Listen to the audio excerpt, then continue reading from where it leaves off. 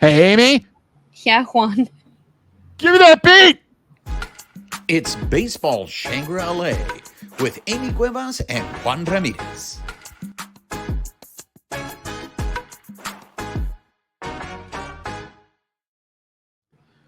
What's up, party people? She is Amy Cuevas. I am Juan Ramirez. You are listening or watching Baseball Shangri-La.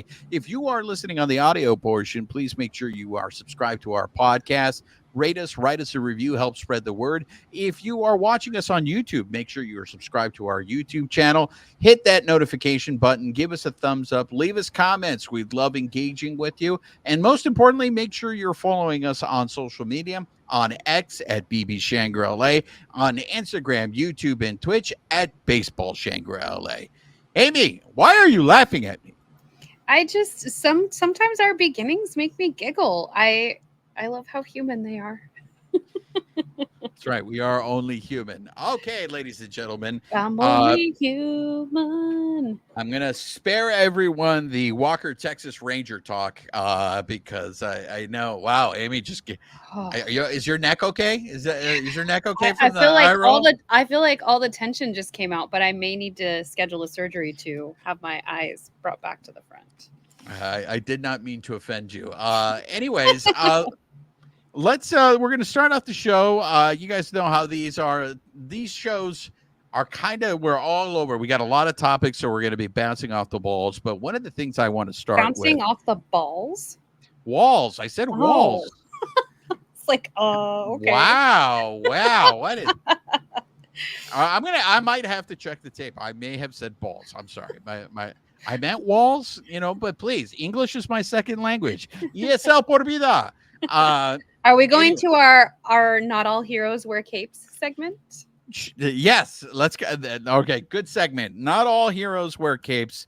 So I don't know if you guys saw this video that was going around social media, but Javi Herrera, what is the official term, Amy? He's not a bad boy, right? I've seen bat boy, ball boy.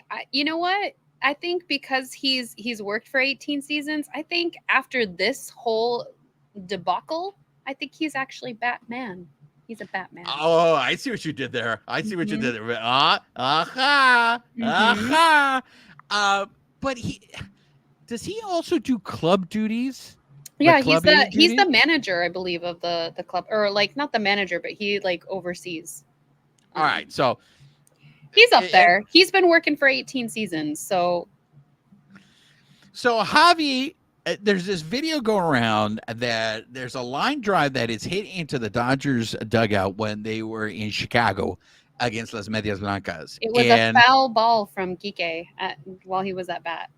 Okay, and it looked like it was a shot. It was a line drive, and Javi barehands it. Okay, not only does he barehand it, but that ball was heading right towards Shohei. So there's a couple of things. Hit the deck. My gosh.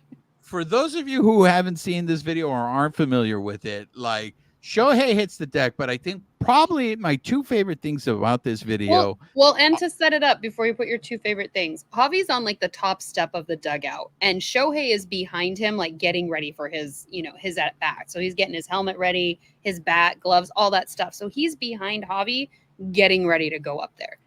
Take it away. And so my favorite is just how nonchalantly Javi catches that ball, because I don't know. Do you know how fast that ball was going? I had it in an article, but I honestly, off the top of my head, I don't have it now. Anyways, it was really, really fast. And the way he nonchalantly barehands this ball that was going straight towards Shohei, and like Amy said, Shohei hit the deck because he wanted no part of that. My second favorite part of that video is the look on Will Ireton's face where his mouth is wide open, where he's just like, what? Was it like, is it Mr. Bill? Is that the character that I'm thinking of? From Saturday Night Live? Oh, the Clay? No! Yeah. Wow. So Will Ireton is officially Mr. Bill. Dude, that's a good pull right there, Amy. I tip my hat to you, madam. I tip my hat to you. I did like Javi's, not only the nonchalant like grab, but like he turned around and it was so regal the way he handed off the ball behind him. And I was like, well done, sir. He is one of the nicest guys Like, good job, dude. And you know him, right? Yeah, I talked to him in the clubhouse. He's a really cool guy. See him in the clubhouse, see him in the dugout. He's mentioned that, on away games, like he'll be like the ball bat guy, Batman. And I was like, you know what? I didn't realize I'd seen his name across the back of his jersey, that was who I was talking to in the clubhouse. So, yeah. So these clubbies that the Dodgers have, I mean, there's the legend of Chico. And now there's Javi. I don't know. I'm sure Javi will end up getting a nickname, or they'll end up getting a shirt. Batman. No. Now, one of the fascinating things that, after this happened, everybody was like, Shohei should put a down payment on for a Javi to buy a house at this point. Oh my gosh. It is fascinating to me because, sometimes, you and I were in the clubhouse and we see these clubbies. And I mean, these guys are almost, I don't want to say they're ghosts, but they have specific jobs, right? And no one seems to notice them, but they're there super early. I would argue that, because they're in super tight with the players. Like, I feel like they're not that you're saying that they're not an important part of the clubhouse, but I feel like they are seen because of not only the work they do, but they interact so closely with those players. Well, I was coming from the point of view of the public. Okay. I was like, but I'm like, no, we see them in there. Yeah, by no means where I am saying that they are not important. I didn't want to diminish that, because you are right.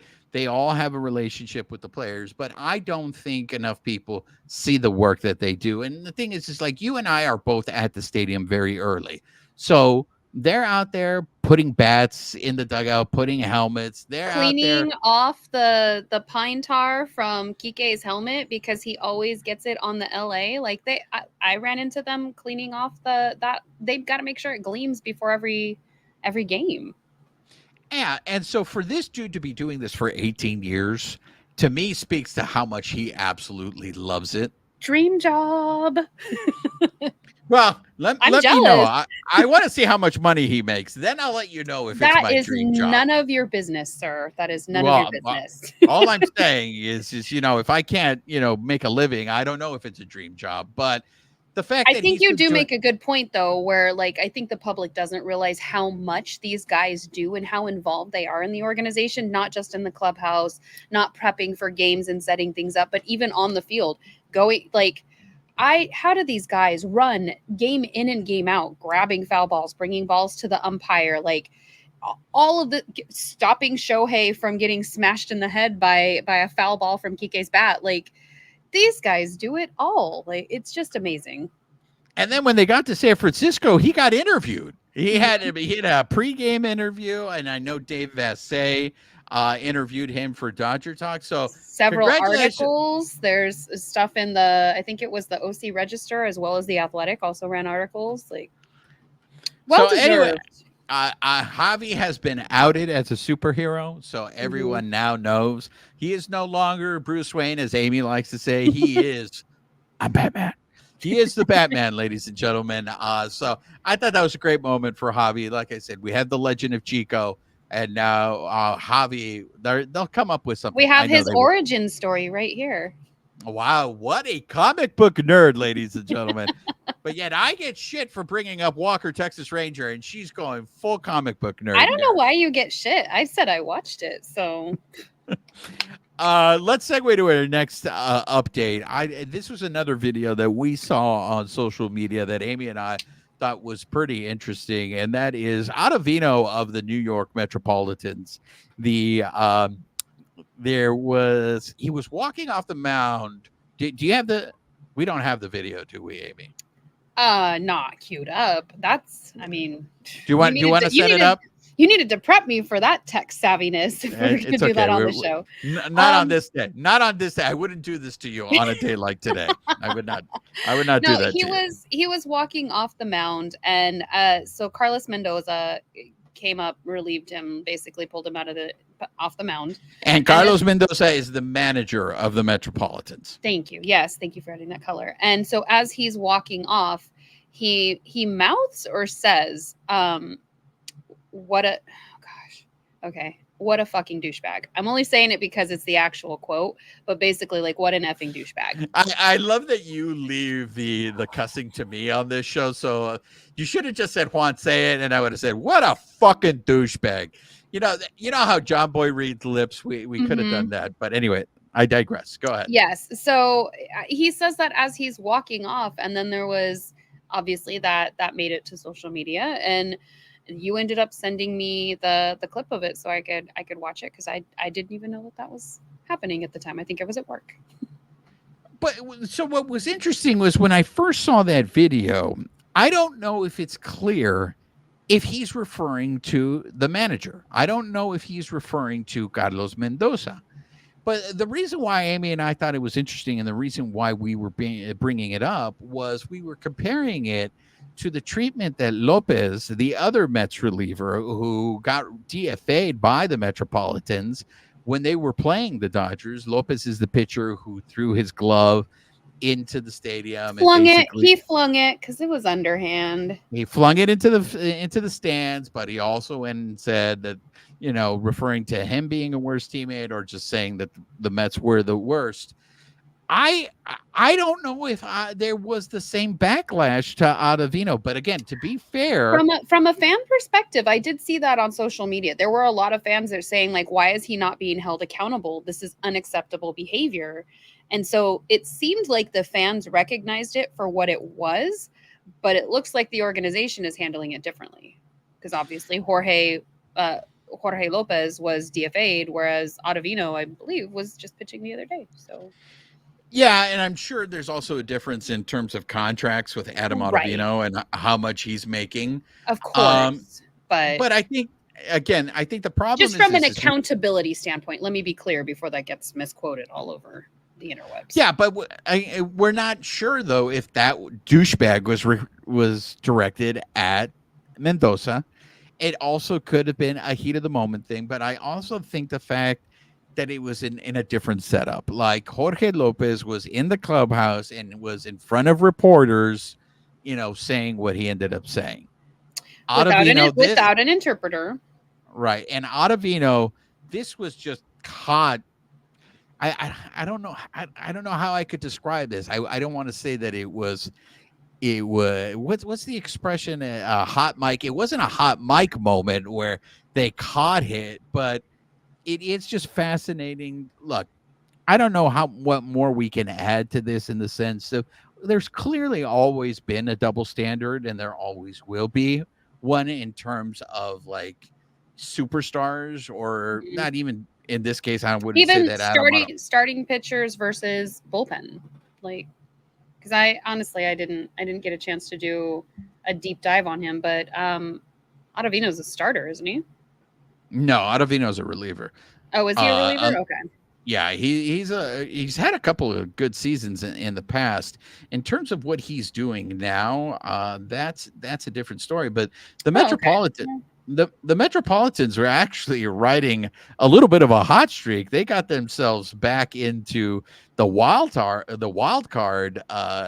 And who would have thought that? Because when the Doyers went to New York to face them, they seemed like they were dead. They were just like, the season's over. It's almost like that's what is it? Baseball? Go ahead. There you go. That people can have hot streaks and make a comeback, like almost like what we saw play out all at the end of the last season, where people were chasing that wild card spot. It's amazing. And so it is something that caught my attention, because Adam Ottovino has an ERA of 4.68. At the time that Jorge Lopez was DFA'd by the Metropolitans, Jorge Lopez had a better ERA than Adam Ottovino. And then I could argue both sides of this, but devil's advocate, we also don't know what's going on behind the scenes. Like you said, is this just a heat of the moment for Ottavino walking off? Maybe he's frustrated with himself. Maybe he's calling himself that. We don't even know. Or is this, the situation? And then with Jorge, was there more behind the scenes, even beyond what we saw? And so this is all the stuff we're never privy to.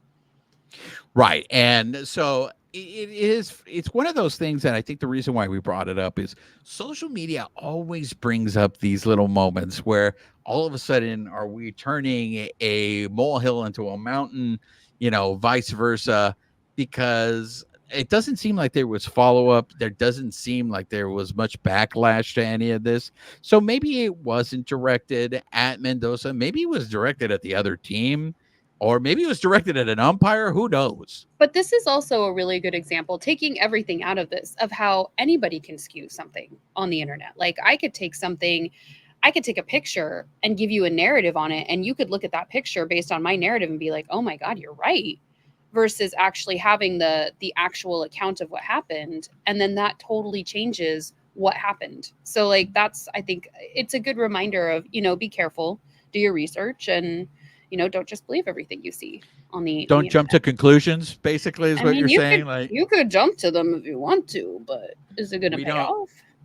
We don't need to have a hot take immediately, is what you're saying, that maybe we should ask more questions before we make a decision or make up our minds? I mean, sure. You can, yeah. Let's go to their next story. Let's get an update here on the All-Star voting. And this is like hot off the presses. So we are now officially in the second round of All-Star voting.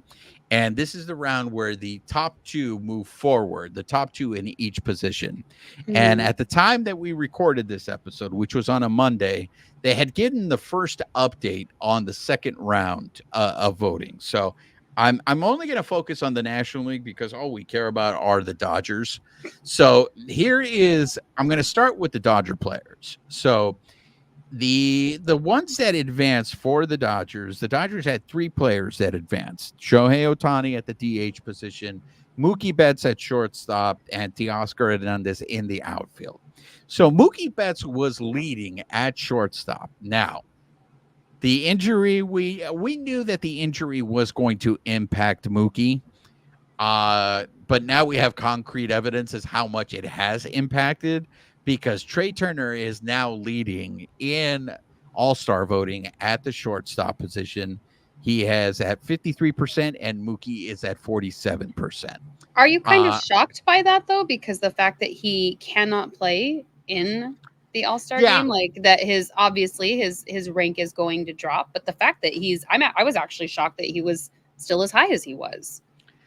There was a part of me that thought that the fans would still go ahead and vote him as a starter, knowing that he wasn't going to play, because they still wanted to give him that honor for the season, that first half of the season that he had. I mean, it's not his fault he ended up getting hurt. So I guess I am a little bit surprised that they have quickly said, well, if he's not going to play, then let's put somebody who's going to play, which to me, it's like, look, Trey Turner was going to start anyways. So why not vote for Mookie, give Mookie the honor? And Trey Turner this was a win-win situation for everybody, where Trey Turner would get the start at the All-Star, and then Mookie would still get the All-Star selection. At the DH position, Shohei has a considerable lead over Kyle Schwarber of the Phillies of Philadelphia. Shohei is at 61%, dude. Wow. 61% over 39% with Kyle Schwarber. So maybe we overestimated the amount of haters of Shohei, but clearly Shohei looks like he will be the starting designated hitter in the National League All-Star game. And then Teoscar Hernandez is the one that is behind in the outfield. So the top three outfield spots right now are Christian Yelich, Jurickson Profar, and Fernando Tatis. That hasn't changed. Those have been the top three since the first round of voting. Now, Teoscar is fifth right now in All-Star voting in the outfield. He was at one point fourth, but Brandon Marsh now has overtaken him. Those percentages, though, so Tatis is the third. He's at 16%, I'm looking at here, and Teoscar is at 14%. So, I mean, yes, he is in the lead, but, like, he's not, like, that far back as far as the voting. So there could still be a swing. So two things that have come out of this All-Star finalist voting that I want to address with you. One is Will Smith did not advance. to this finalist position. It's William Contreras of the Cerveceros and JT Realmuto of the Philadelphia Phillies. And I know we've already, discussed this case where Will Smith's numbers, at least in terms of home runs and RBIs, are better than JT Realmuto, and that Will Smith probably should have been in that 2 spot. But I'm curious, Amy, if this recent slide that Will Smith is going through, if that hurt him in the All-Star voting, or do you think this is just JT Realmuto's reputation of being an All-Star catcher and people just vote for what they know? It might be vote for what they know, but I mean, I don't know. Are people voting by their team, trying just to get their team members in, or are they voting based on who they think should really be there? Because if you're going by Dodgers fans who are going to vote for Will Smith no matter what, like, he's going to get votes that way, versus are you like legitimately voting for, reputation or perceived or, actual numbers or stats based on that spot. Which leads me to Dave Roberts' comments where, and it wasn't, I want to make sure I'm being fair to Dave Roberts. It's not like he came out lashing out at the fans and saying, this is your guys' fault. You guys need to be out there voting for the Dodgers. But I will say that I'm like, is that really the right way to come at fans, though, to sit there and say? What did he say? That he was disappointed that the fans weren't out there voting for the Dodger players, that these players cannot make cases for themselves, that they depend on the fans making the cases for them to start, because the starters are voted on. It's not like they're named starters. They are voted on. And so for me, it's like, okay, you're putting this. I get it. The Dodgers have a very large fan base. That doesn't mean that they're not voting for them, though. That could be, hey, my team, I know it's not me as a Dodger fan, but hypothetically as another team, I know my team isn't going to go anywhere. I'm going to go vote for Realmuto or Contreras. Like, maybe that's where I'm putting my vote as somebody on another team versus my own guy who I know doesn't even stand a chance. And that would have nothing to do with Dodgers fans, again, as devil's advocate. No, and that's why for me, I was like, is it fair for Roberts to come at the fans? Like I said, it's not an aggressive way. I mean, I think Roberts is just literally stating facts in the sense that this is a vote that is dependent on the fan voting. And if your players aren't in the top 2, it's because they didn't get enough votes. So being as large as a fan base that the Dodgers have, is it fair for Roberts to, I think it's fair to say, be critical of fans for not showing out for Will Smith? I can't comment because I didn't hear him say it. Like, I didn't see that clip, so I'm not able to interpret how I feel about it. But I will say this: Mookie Betts is still second, so clearly voting is happening.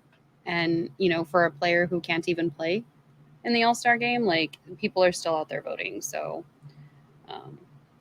yeah. Look, I'm not saying that Dave Roberts is being malicious. It is just sure. No, I just haven't heard it. So without having, in terms of the idea of, like, whose responsibility is it to get these guys voted into the All-Star game? It's the fans. So do you respect the opinion that, look, the majority of Major League Baseball doesn't view, and this isn't anything new, because I think in previous polls, JT Realmuto has come ahead of Will Smith. So then, yes, that's correct. So then why don't we change it then? Why don't we go based off of stats at that point? Why has it been such a public vote versus actually putting the guys, is it so we can give other people a chance? Because we're really trying to get the players who are the best there. So why wouldn't we just go on stats? It's who the fans want to see, right? So to me, the way I interpret it is, if the fans want to see JT Realmuto over Will Smith, then I think the fans deserve to see whoever they want to see. So that's why, for me, I don't know if it's a fair criticism that he is disappointed that more fans didn't vote for Will Smith. Yeah. And maybe it's not fair to look at it as a criticism because what he is. It's so here is the direct quote from Dave Roberts. It's interesting because a lot of it is based on popularity and certain fan bases that are more active voting. My encouragement for Dodger fans is to get off your hands and start voting for your players. Because you look at all these other fan bases, the players aren't nearly having the seasons that our guys are having, and they're leading the fan voting. So that's what that's disappointing for me as a manager because the players are not going to promote themselves. So it's about the fans supporting their players. That doesn't sound like a criticism to me. That sounds like that's a statement of fact of the process. So you don't think saying get off your hands is that's in turn you don't think that's aggressive? why does it have to be aggressive? Like, yeah, if you guys want to see your players there, then go vote. Just but and if you don't agree with it, then don't go vote. Like I guess to me, like, you're not he gets to feel how he wants to feel, and I don't know, it didn't necessarily feel aggressive to me because he's stating the process. Maybe there are people out there who don't understand it is a popular vote. Maybe, not everybody is super tech savvy, lives on social media. Maybe all they do see is this clip on social media and then they realize, oh gosh, I thought it was based on stats. Maybe it's people, casuals or people who are new to the game. They hear Dave Roberts' thing, realize it, go seek it out. I don't know. I think that's a very fair point, what you're saying. I also think if we are going by the stats, then it's no contest. William Contreras should be the starter. Right. William Contreras is having a better season than both JT Realmuto and Will Smith. So if that's what we're going for, the fans have gotten this one right because in the end, we're talking about the starters. This is just the finalist vote. Even if it was just down to William Contreras and Will Smith, to me, William Contreras still gets the vote because he's having a better season. Mm-hmm. I think Shohei Ohtani getting the DH, I think that's the right move there. Look, Jerks and Profar for the show pods is having a great season. Christian Yelich has a better batting average than Teoscar Hernandez. Teoscar Hernandez hasn't beat in home runs and RBIs. Fernando Tatis is having, but now Fernando Tatis is injured, so we don't even know if he's going to even play in the All-Star game. But when you break it down to stats, when there's a split, what do you give more weight to? Do you give more weight to home runs and RBIs, or do you give more weight to batting average? I guess in this case, it doesn't really matter because it's a vote anyway. So, right. But so if as a fan, what are you basing your vote on then? If you're trying to be honest and be like, you know what, I'm trying to do this to the person who best deserves it. And so if you look at some people's numbers and they're like, oh, wow, these guys are really, really close.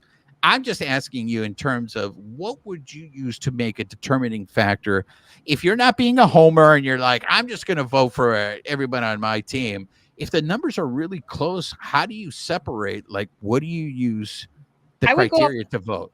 I would go off the whole stat line because I'm listening to the audiobook of Moneyball right now, and just the broad spectrum of what we base stats off of and how some of those stats people don't even have control over and we give them so much weight. I think in that case, you can't just go off of like batting average or just home runs. So for me, I would look at the whole stat line. I want to see, how many at-bats do you have? How many hits are you getting? Are you getting singles, doubles, triples? How many RBIs do you have? I want to see the full picture of it and not just your batting average or not how many home runs, because home runs are not a good indicator either if you can't play small ball and get your guys in. So I'm going to look at the whole stat line. Cool deal. All right, next topic.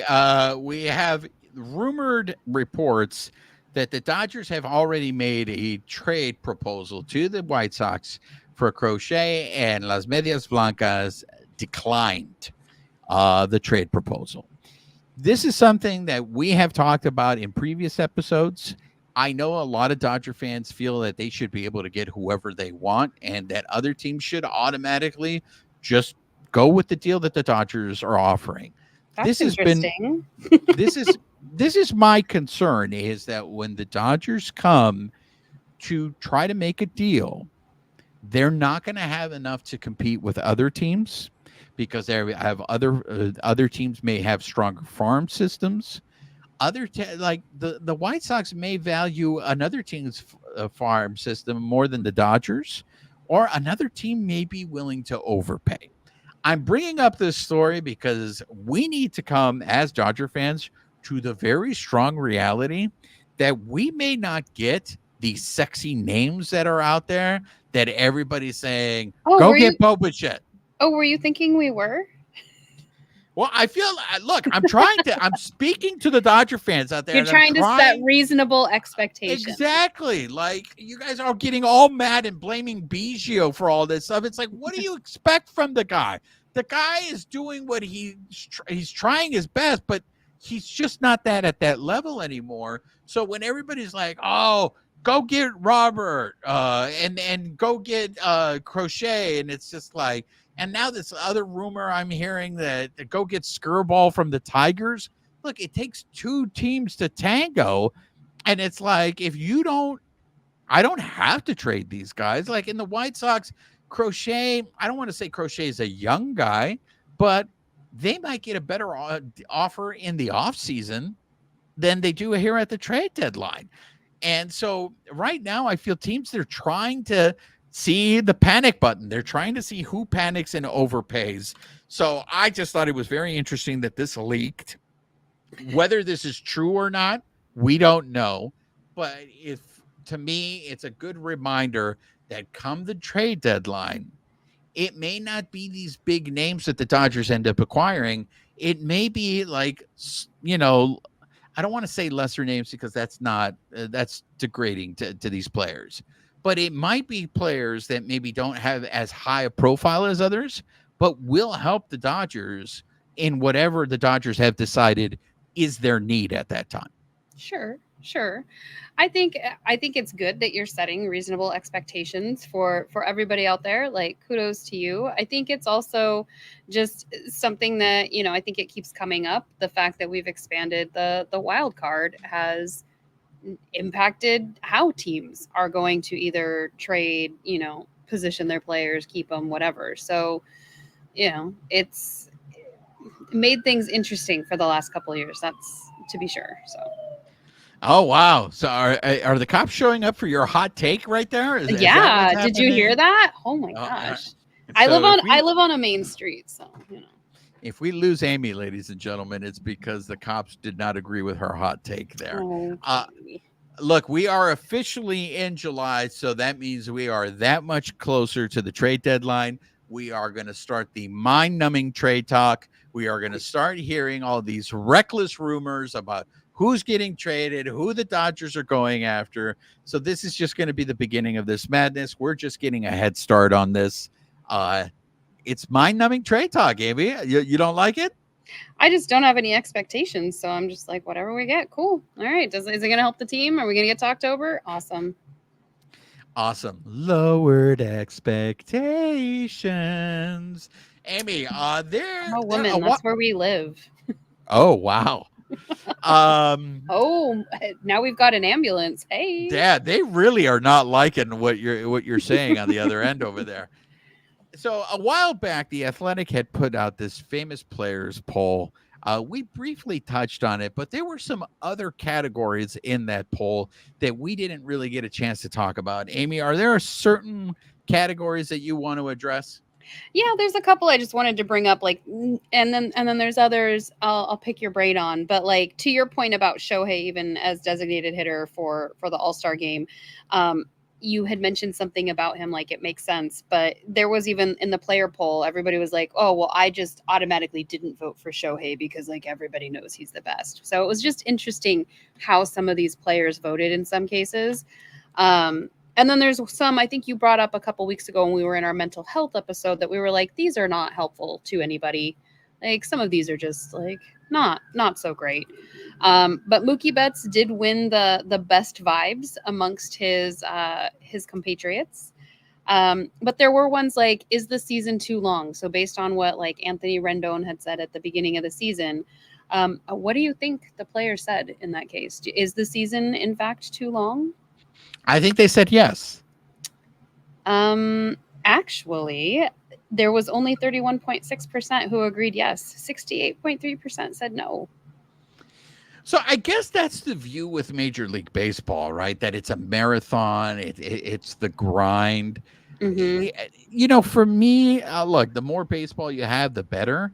But it Mm-hmm. is one of those things where you wonder if the sport, in terms of popularity, in terms of ratings, would they be better off if let's say, baseball started in May and then come that it would end, the regular season would end in August, and then September is when you would have the playoffs.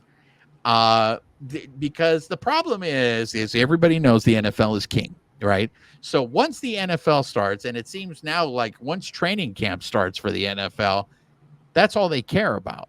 Mm-hmm. But I mean, there were a couple people who gave like a little bit more depth, and they were like, some people said you could shorten the season maybe by 10, 15. Somebody even said 25 or so games. Some people said make spring training shorter, that it's too long. I don't know. Based on us having to like kind of abbreviate our spring training a little bit for Seoul, Korea, I wonder if our guys would agree with that or not. Yeah, the spring training is a very good question. I think that also the issue at hand with how long the season is out here on the West Coast, we don't have this problem. But on the East Coast, when you're playing games in April and in May, and then you end up having to deal with weather on the East Coast, and you end up dealing with double headers, or you're not playing games.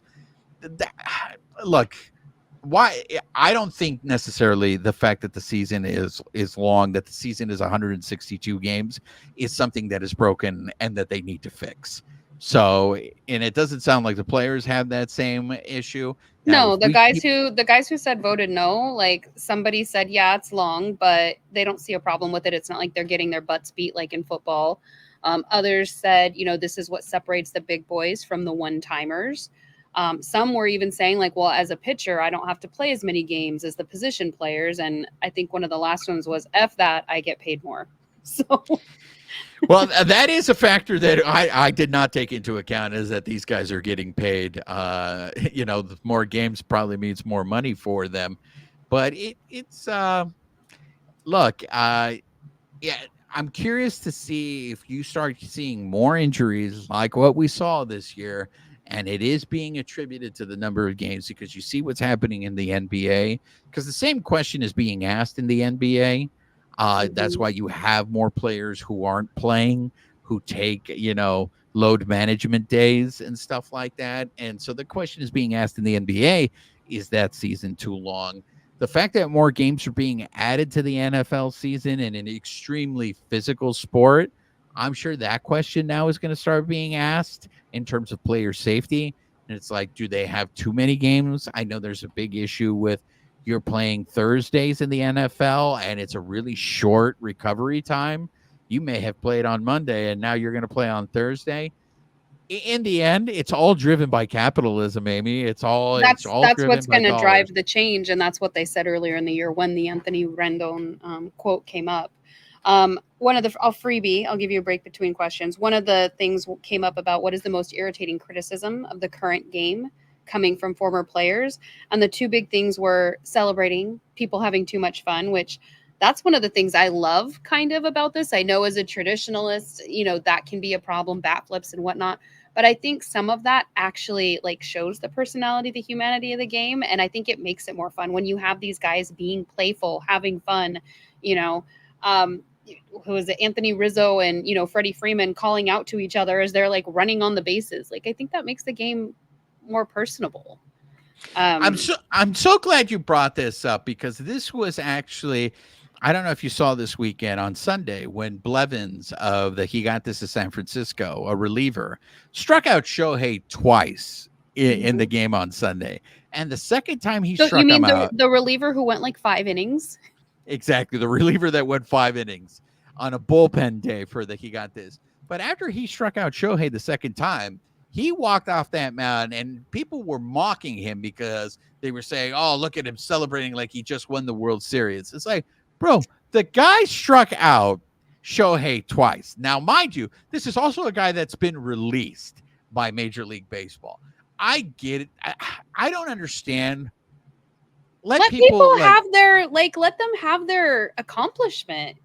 Yeah, it just feels straight hatred, being a hater, because you don't like the fact that they celebrated over you. Look, I'm a big fan of Barry Sanders. I love that whenever Barry Sanders scored a touchdown, he would just hand the ball to the referee. He didn't do any other celebration. But then there's other people, they come with these elaborate celebrations.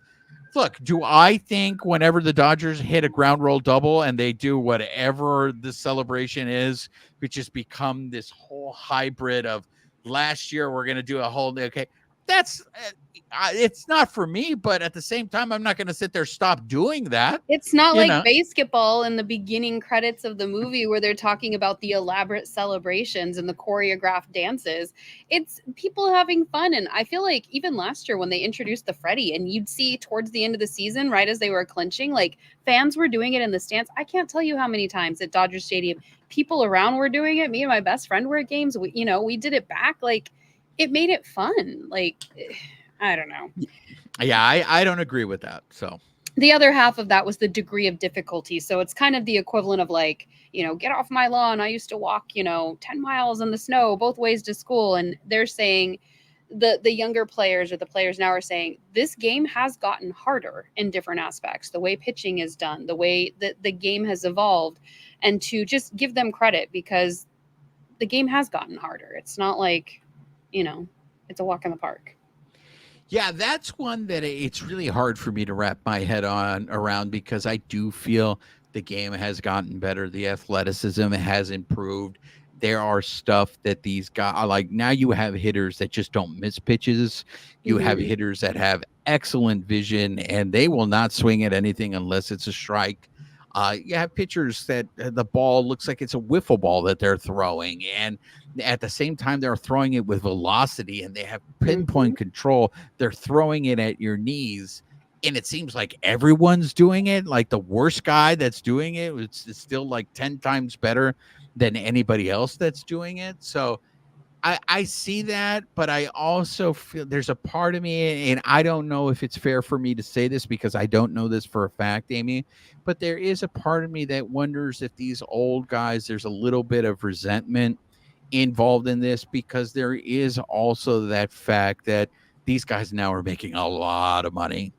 They're making a lot. I think there could be, but I think it also just comes down to age. Like, I know things that, as I've hit my 40s, like things that didn't used to bother me in my 20s and 30s, and now I'm like, oh my God. And it's like, let kids be kids. Like, you can get annoyed, but also, like, I think it's just that natural progression of like, we didn't do that when we were younger. Yeah, you did. Like, I think it's just a little bit of that old man shakes its hand at the sky, and like, we just need to give credit to the next generation. Change is going to happen. We need to adapt. Yeah, this one's a hard one for me because I really don't, because I do feel that some of these older guys also have valid points, like the fact that there's so many more strikeouts in the game. Yes, the pitchers seem to be better, but at the same time, there also just seems like it to be a different approach to hitting as there was back in the day. George Brett recently was on John Morosi's podcast, talking about the approach to hitting.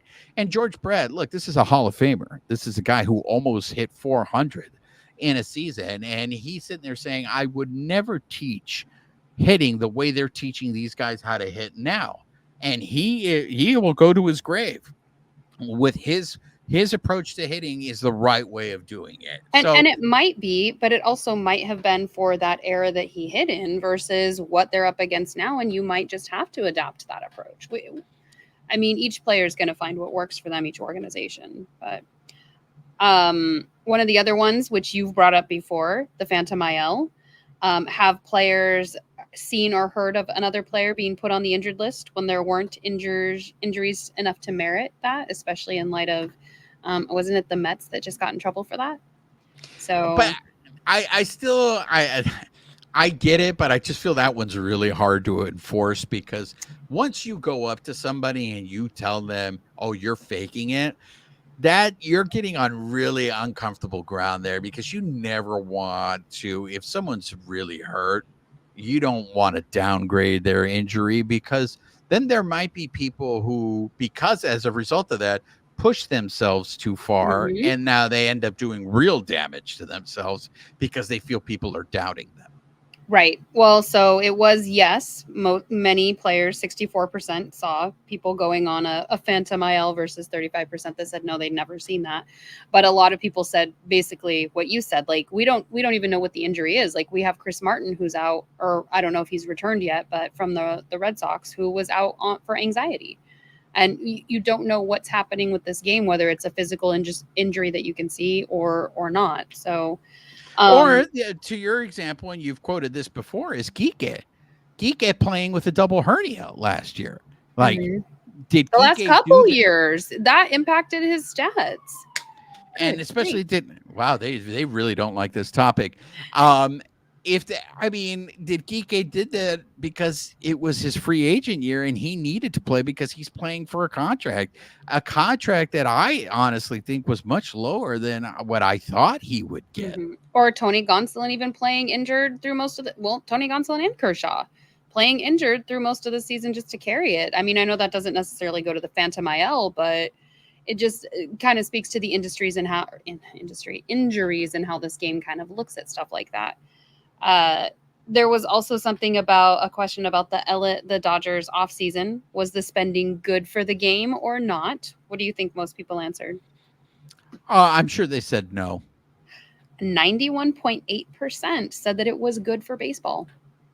And you know why? Because their salaries go up, the more Mhm. people get paid. So that's a businessman answer right there. So when you hear other players start referring to the Dodgers in the checkbook, they are just straight out hating. They are Yes. straight out hating. But like you have said many times, Amy, and I think we're going to have to remind our listeners in this is like checkbook baseball does not guarantee a championship. Nope. Okay. So really, I'm glad that players answered this question.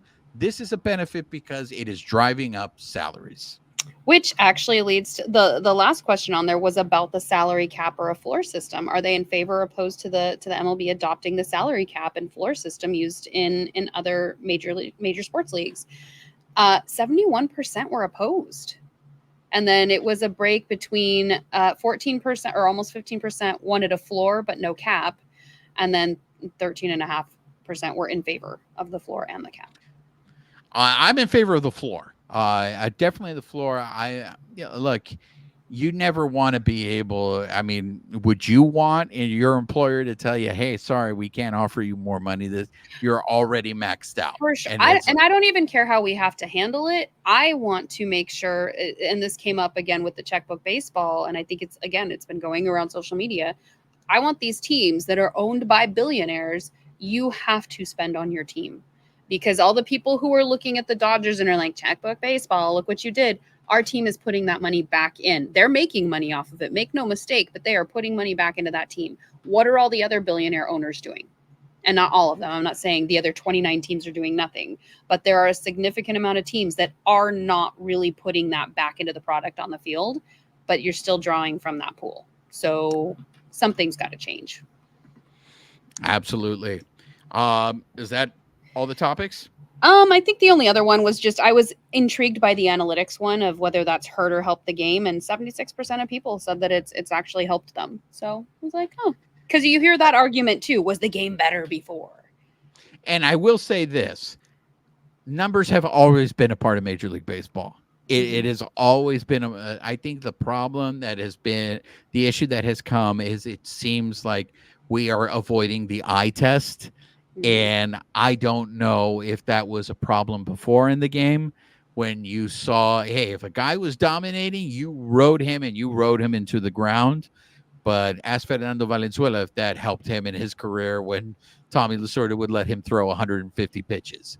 But numbers have always been. So, in my opinion, we've always had analytics in Major League Baseball.